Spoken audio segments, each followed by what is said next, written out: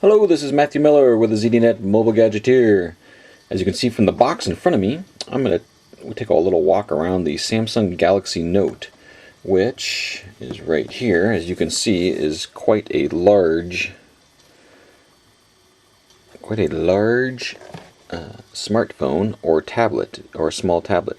Some people are referring to it as a phablet, actually a phone tablet. I'm using it more as a tablet device than I am a phone, and I'll talk you through it here in just a minute. So this has a 5.3-inch display, Super AMOLED HD, 1280 by 800 pixel resolution.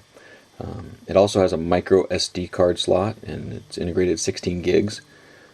It's LTE on AT&T, also HSPA Plus as well. But there is no T-Mobile version. This is in the US, the AT&T only model.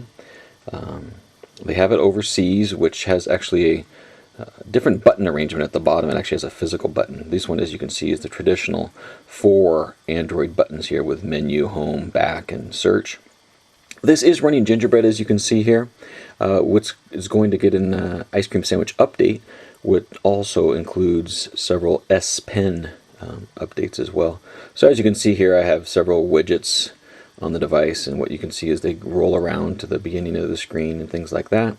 You come in here to applications, you see there's a bunch of apps, and in my written post I go through some of these apps and things, and then I've loaded up some of my own apps as well.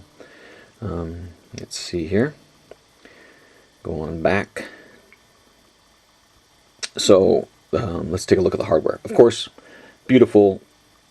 You know, Samsung makes beautiful displays. So beautiful display on the front. There's a front-facing camera as well, and that's I believe it's a 2-megapixel front-facing camera that you can use with different services, Skype and things like that. On the bottom, we have the micro USB port, and then also a stylus silo, which I'll show you in just a second. So this is the stylus.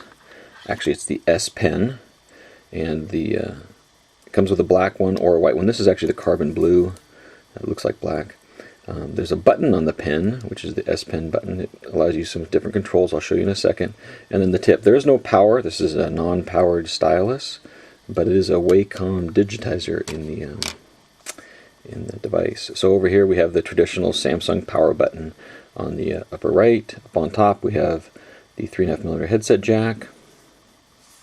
Over on the left side we have the volume button. Pretty basic there.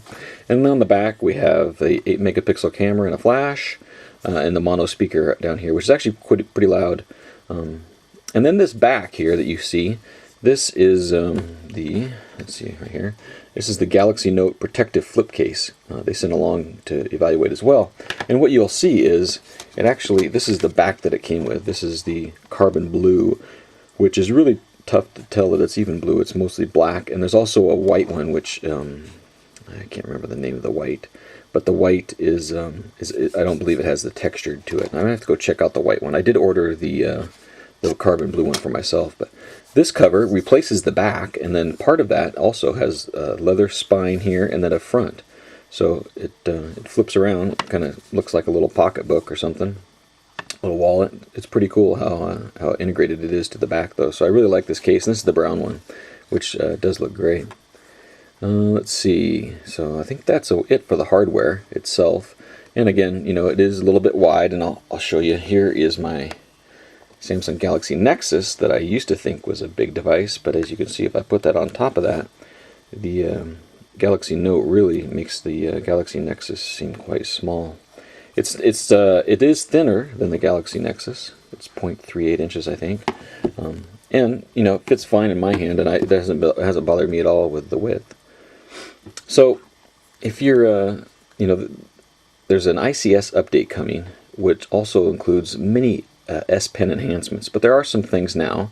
If you're anywhere on the device, you press and hold on the button, and you do a double tap, and it opens up Memo Light. So this is kind of a light version of the Note, and as you can see, you can still see your app, anything else behind it, but you can do a text note or a handwritten note and erase it. So it's a very basic note editor, and you can do a test note here, and then save. And then when you save, it saves the note and takes you right back into wherever you are on your app. Now what you can also do is you can press and hold this pen, and then press and hold on the screen, and that just captured a screenshot. So you can capture a screenshot, and it will show you that screenshot, and now you can actually write on it. You know, you can take the pen, you can write on it, you can crop, you can do some different things with the there's the lines, you know, you can do a bunch of different things with the screenshot that you actually took, or just cancel and discard that. Okay, so that's part of it. And then here's S-Memo itself, which is the full app.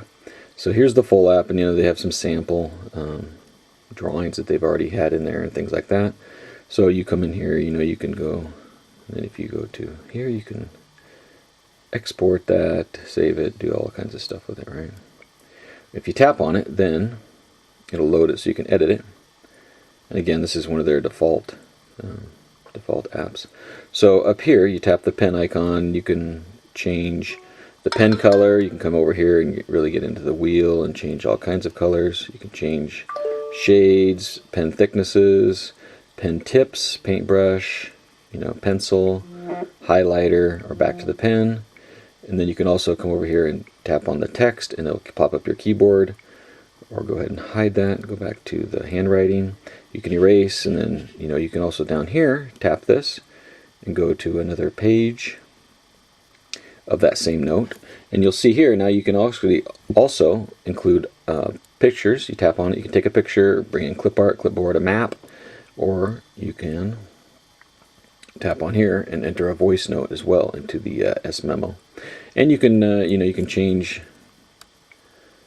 I'll go ahead and show you some of the settings here, because you can change what kind of note you have and things like that. You can print your note, you can lock, move, sync, export. Let's see, where did I go to? Can't remember all of the different settings here. Oh, change the background. So once you open a note, you can change the background, and you can see there's different skins. You know, you can write music, graph paper, different note paper, and set skins for the background of the note itself. And you can also add tags, you can link to the calendar, print, save as, and export, and do different things like that with a note. So that's one pen enabled app, and let's see, I think that they've included a couple other things in here. The Polaris Office that it comes with, you can actually write on the PowerPoint slides and things like that, I believe. And let's see, trying to remember the name. You know, there's a bunch of different, in my written review I have some other notes. There's Crayon Physics, which is a game.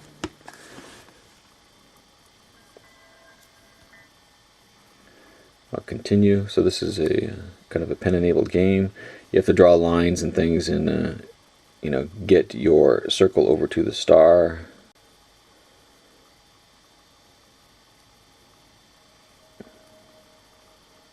Oops. I shouldn't have done that. Change that to erase.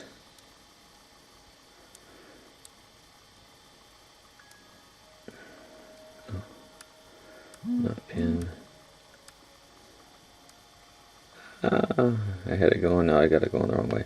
But as you can see, you can use the pen for different things, for different games and things like that. Let's see, any more of the pen enabled things? I really want to see Evernote. I haven't seen Evernote enabled for that, because that's one of my favorite note-taking apps and things like that. And there is Wunderlist that I'm trying out now, but I don't believe they have pen enabled notes and things like that.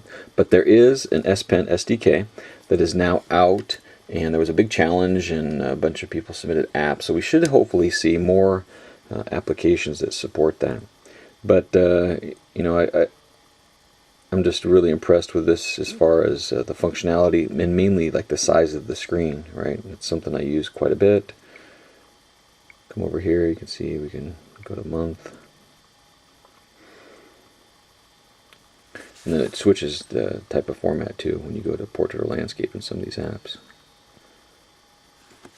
And of course the home screen doesn't. And there was some AT&T applications on here. Most of them are actually able to uninstall, which is great. I mean, I don't like having bloatware on the device, but if you can uninstall it, then I'm fine with that.